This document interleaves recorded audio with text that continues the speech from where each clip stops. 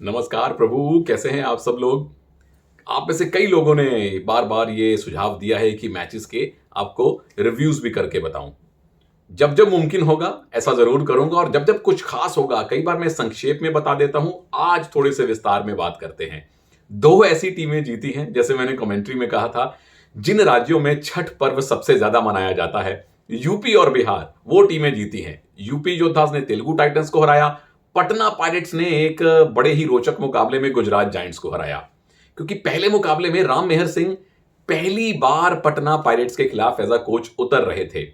और ये मुकाबला पटना पायरेट्स ने अपने डिफेंस पे जीता है। हमने अपने सूत्रों में बात की थी कि जो गुजरात जायंट्स की मजबूती आती है वो उनके रेडिंग में आती है। आप रेडर्स को खामोश रखिए, मैच जीत सकते हैं।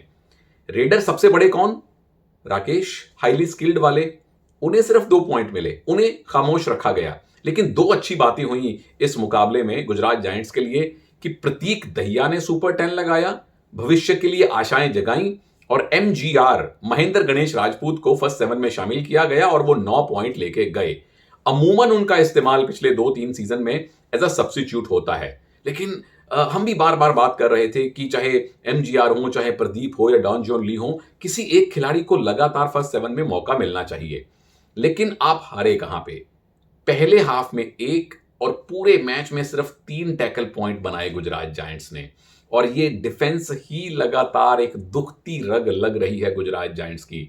हमारे वो जो खाल ड्रोगो के जैसे दिखने वाले अरकम शेख बहुत बढ़िया वेल बिल्ट कवर हैं, चाहे वो हो, चाहे उनके साथ सौरव गुलिया हो। सौरव गुलिया बड़ी अच्छी फॉर्म में चल रहे थे, अभी हाई फाइव मारा था, आज शायद एक ही पॉइंट उनको मिला है। दोनों कॉर्नर्स भी नहीं चले।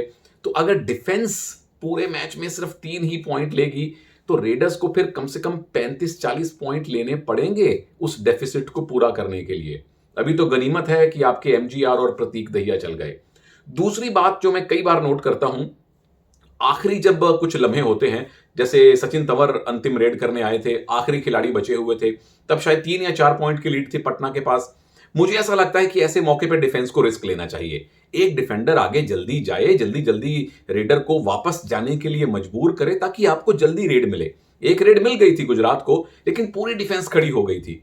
मुझे ऐसा लगता है कि डिफेंस को वहां एक जोखिम लेना चाहिए। आप 4 पॉइंट से हारे, 5 पॉइंट से हारे, आखिरकार आप 6 पॉइंट से हारे, उससे फर्क नहीं पड़ता अगर 7 से बड़ा मार्जिन नहीं है। और अभी तो शुरुआत है, अभी स्कोर डिफरेंस इतने मायने रखता नहीं है। तो अगर आप एक एक डिफेंडर आगे जाके सचिन को टैकल करने की ट्राई करता, कुछ नहीं पता लगता। संदीप नरवाल, नीलेश शिंदे, सबको याद है उन्होंने एडवांस टैकल किए हुए हैं, भले ही रेडर कहीं और देख रहे थे।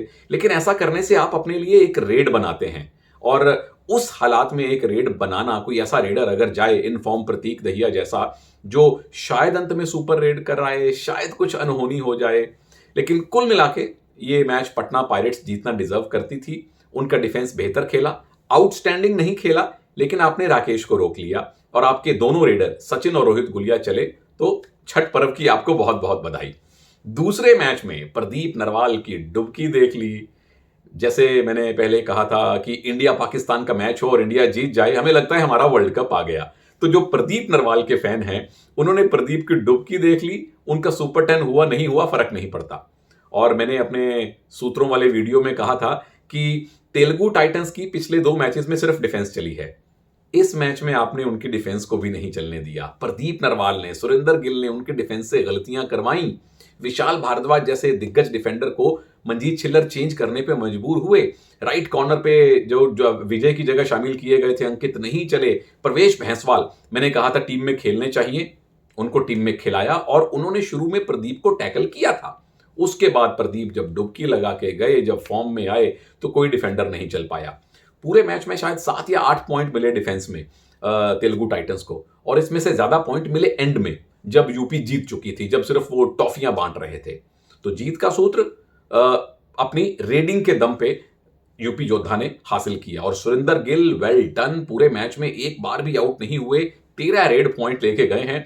प्रदीप नरवाल तो हमारे सुपर डुपर स्टार हैं ही, लेकिन सुरेंदर गिल जैसे एक रेडर का लगातार अच्छा खेलना उन्हें प्रो कबड्डी का एक नया उभरता हुआ सुपरस्टार बनाता है। And well done to defence also. आपके आशु ने हाई फाइव लगाया, उनके साथ साथ एक हाई फाइव और हुआ था गुरदीप का, दोनों कवर्स चल पड़े। तो शुभम की जगह गुरदीप का चलना अच्छी बात है। एक और अच्छी बात की जसवीर सिंह साहब ने, मैच शुरू होने से पहले आपने 5-2 की फॉर्मेशन खिलाई। यहां पे अतिरिक्त डिफेंडर अबोजार मेघानी खिलाए गए, उसके बाद उनकी जगह गुरदीप आ गए।